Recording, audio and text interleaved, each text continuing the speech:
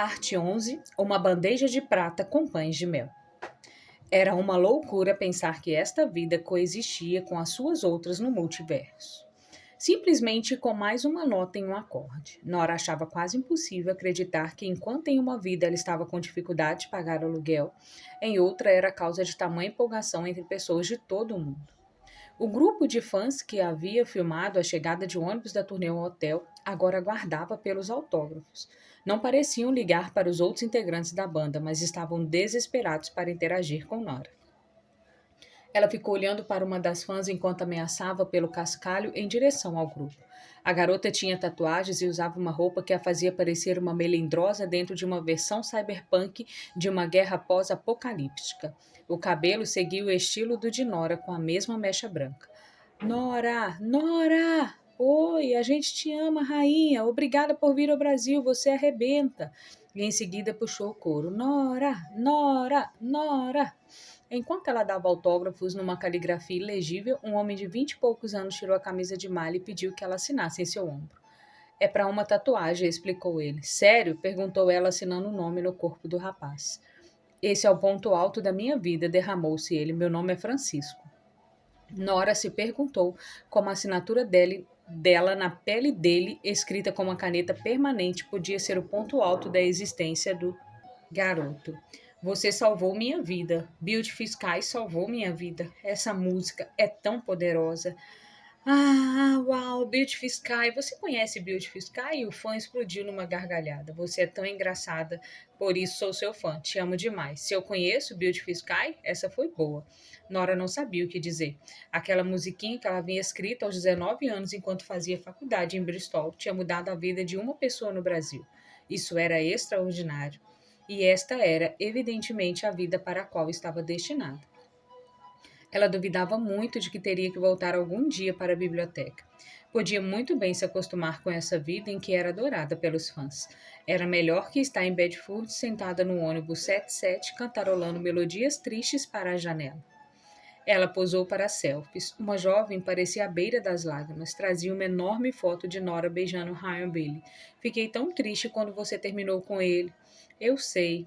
Foi triste, mas você sabe, essas coisas acontecem. É uma curva de aprendizado. Joana apareceu ao seu lado e gentilmente a tirou dali, encaminhando-a para o hotel. Quando chegou, elegante salguão, cheirando a jasmim, mármore, lustres, vasos de flores, ela viu que o restante da banda já estava no bar. Mas onde estava o irmão? Talvez continuar jogando conversa fora com a imprensa em algum outro lugar.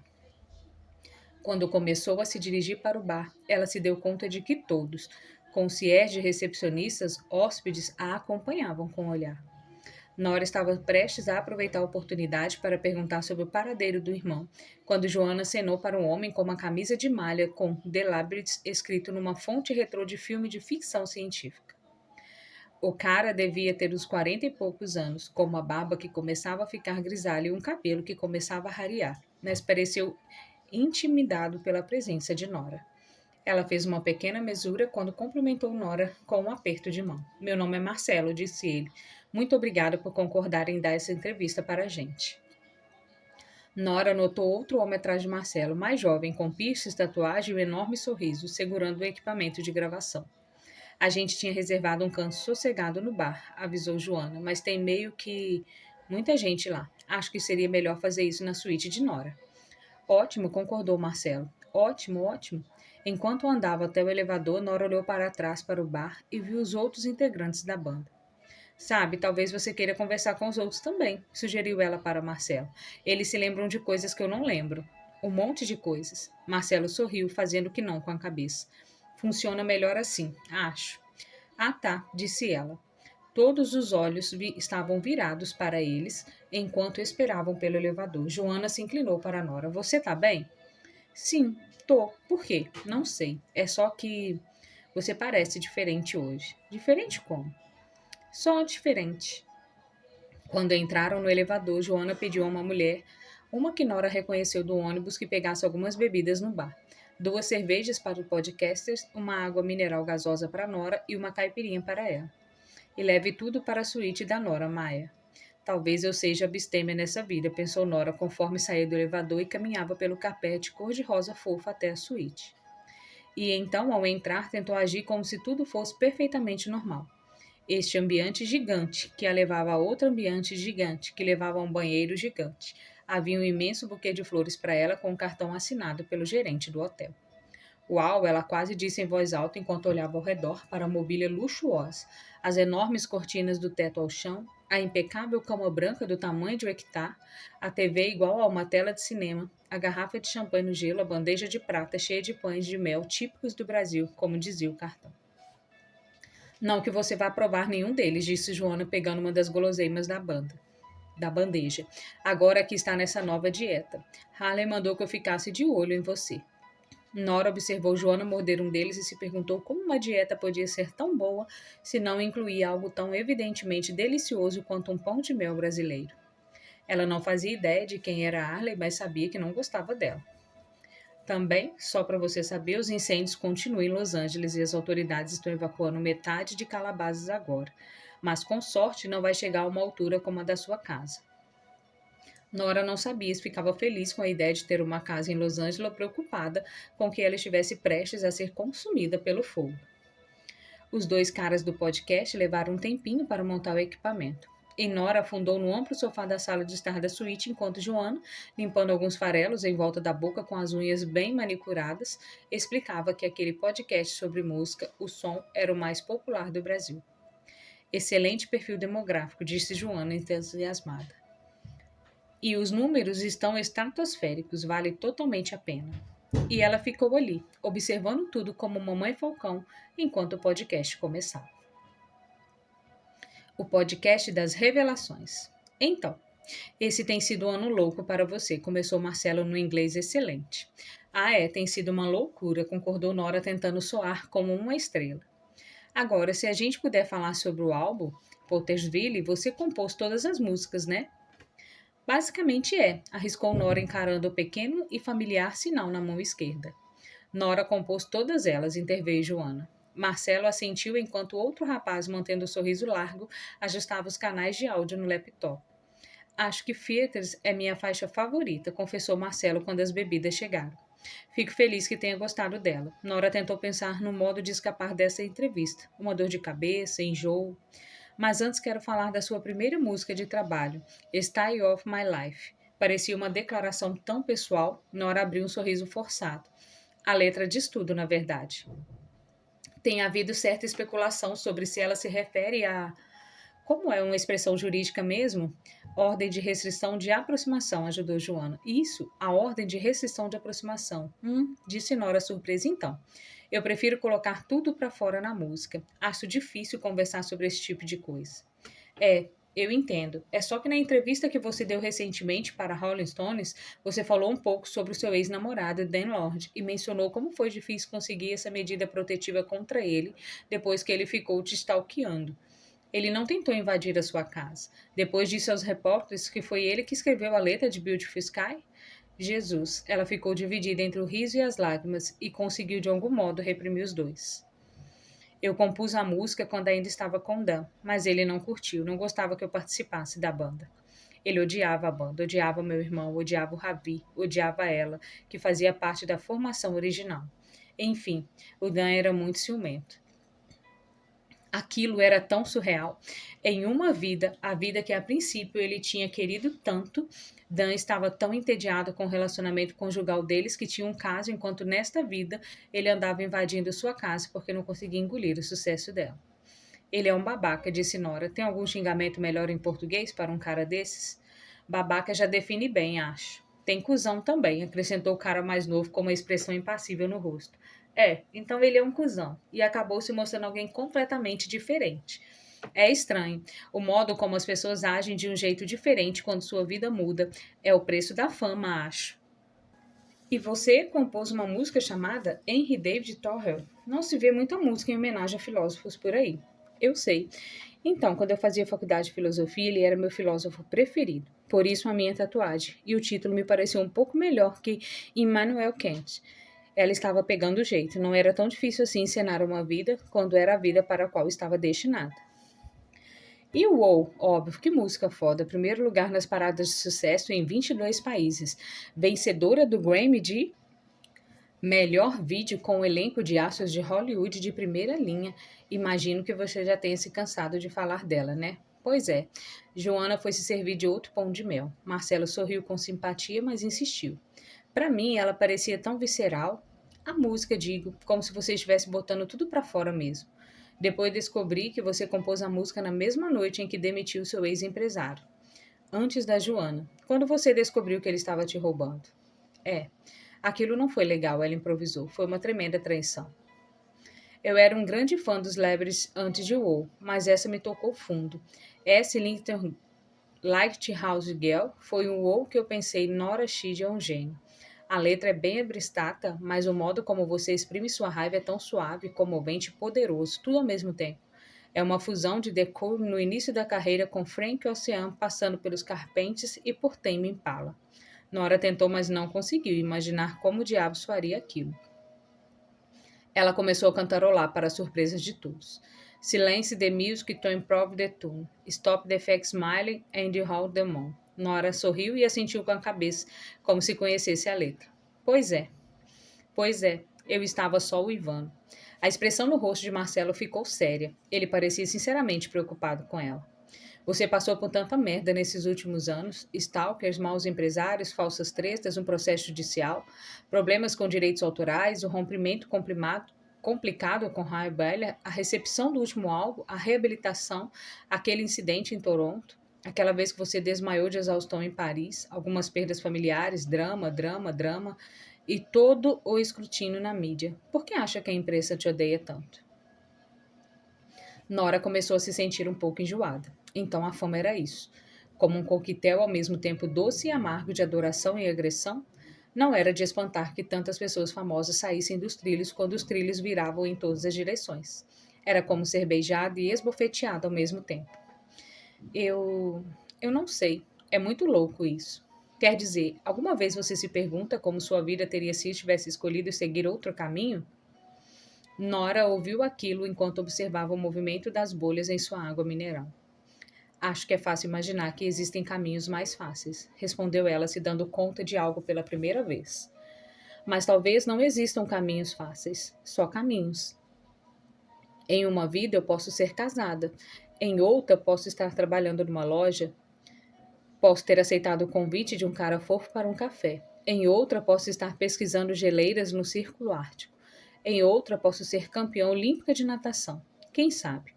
A cada segundo de cada dia, a gente entra num novo universo. E a gente passa tanto tempo desejando que a vida fosse diferente, se comparando com as outras pessoas e com outras versões de nós mesmos, quando na verdade a maioria das vidas contém um certo grau de coisas boas e um certo grau de coisas ruins. Marcelo, Joana e o outro rapaz a encaravam com os olhos arregalados, mas ela estava com a corda toda, sem freio. Existem padrões na vida, ritmos.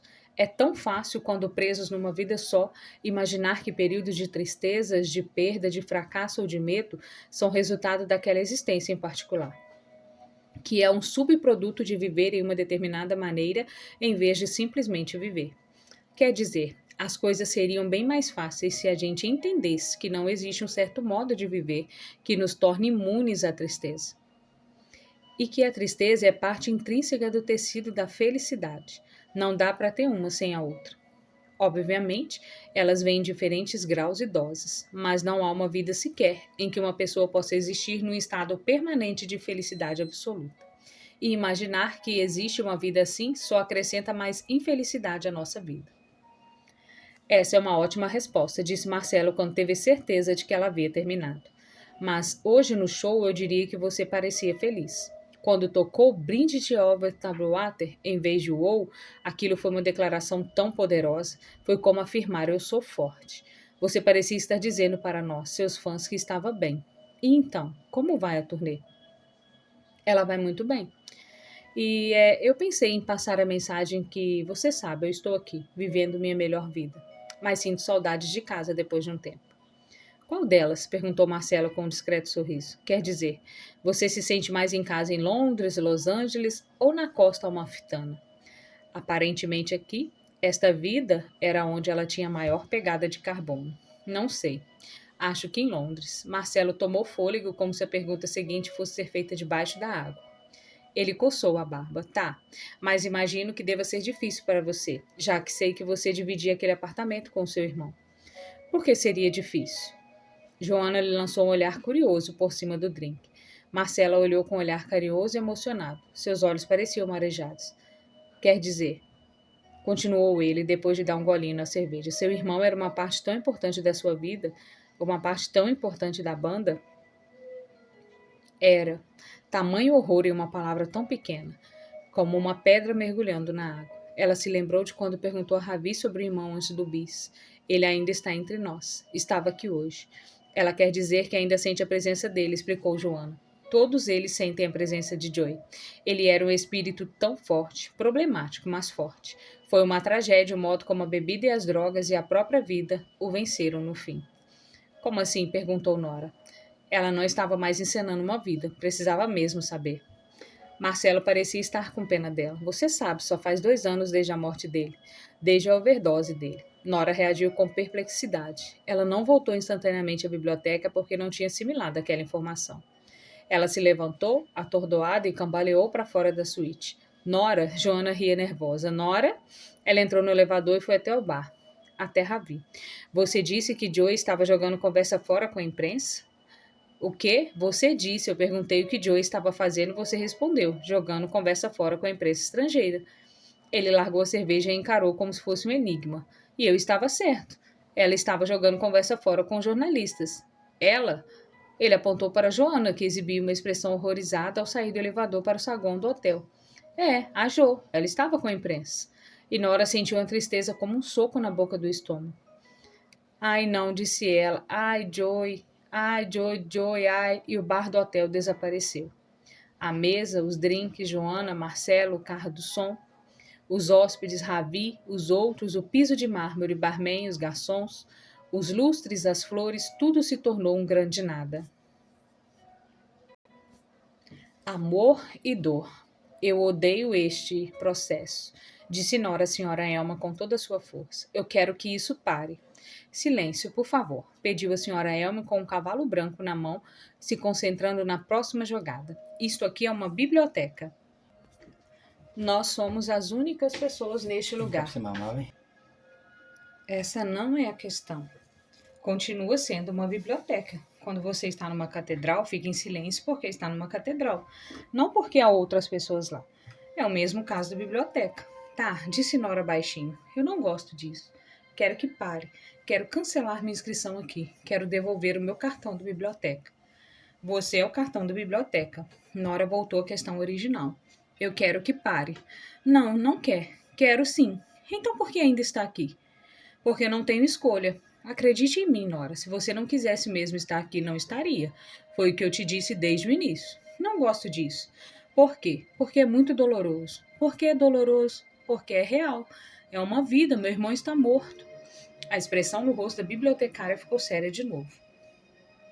E em uma vida, em uma das vidas de Joey, você está morta. Será que isso seria doloroso para ele? Duvido. Ele não quer mais saber de mim. Tem a vida própria e me culpa por ela não ter dado em nada. Então, tudo isso tem a ver com seu irmão? Não, tem a ver com tudo. Parece impossível viver sem machucar as pessoas. Parece impossível porque é impossível. Então, por que viver? Bem, para ser justa, morrer também machuca as pessoas. Que vida você quer escolher agora? Não quero. O quê? Não quero outro livro, não quero outra vida. A senhora Elma empaleceu-se, como tinha acontecido tantos anos antes ao receber a ligação sobre o pai de Nora. Nora sentiu um tremor sobre os pés, um pequeno terremoto. Ela e a senhora Elma se seguraram nas estantes enquanto livros caíam ao chão. As luzes piscaram e depois se apagaram completamente. O xadrez e a mesa tombaram. Ah, não! Exclamou a senhora Elma. De novo não. Qual é o problema? Você sabe qual é o problema. Este lugar existe por sua causa. Você é a fonte de energia. Quando há uma interrupção significativa nessa fonte de energia, a biblioteca fica em perigo. É você, Nora. Está desistindo no pior momento possível. Não pode desistir, Nora. Você tem mais a oferecer, mais oportunidades para vivenciar. Existem tantas versões de você ainda. Lembre-se de como você sentiu depois do urso polar. Lembre-se de como queria viver. O urso polar. ou urso polar. Até essas experiências ruins estão servindo a um propósito, não vê? Ela via. Os arrependimentos que ela vinha carregando quase a vida inteira não faziam sentido. Vejo, o pequeno terremoto enfraqueceu. Agora havia livros espalhados por toda parte. Pelo chão todo, a luz tinha voltado, mas ainda piscava. Sinto muito, disse Nora. Ela começou a tentar pegar os livros para colocá-los no lugar. Não, disparou a senhora Elma. Não toque nos livros, solte-os. Foi mal. E pare de se desculpar. Você pode me ajudar com isso aqui. É mais seguro. Ela ajudou a senhora Elma a recolher as peças de xadrez, arrumando-os no tabuleiro para uma nova partida, colocando a mesa de volta no lugar também. E quanto a esses livros todos no chão? A gente vai simplesmente deixar tudo jogado? Por que está tão preocupada com eles? Achei que queria que desaparecessem completamente. A senhora Elma podia muito bem ser só um mecanismo que existia a fim de simplificar a intricada complexidade do universo quântico. Mas nesse exato instante, sentada entre as prateleiras desfalcadas perto de seu tabuleiro de xadrez, arrumado para uma nova partida, parecia triste, sábia e infinitamente humana. Não foi minha intenção ser assim tão dura com você, desculpou-se a senhora Elma por fim. Tá tudo bem. Eu me lembro quando a gente começou a jogar xadrez na biblioteca da escola.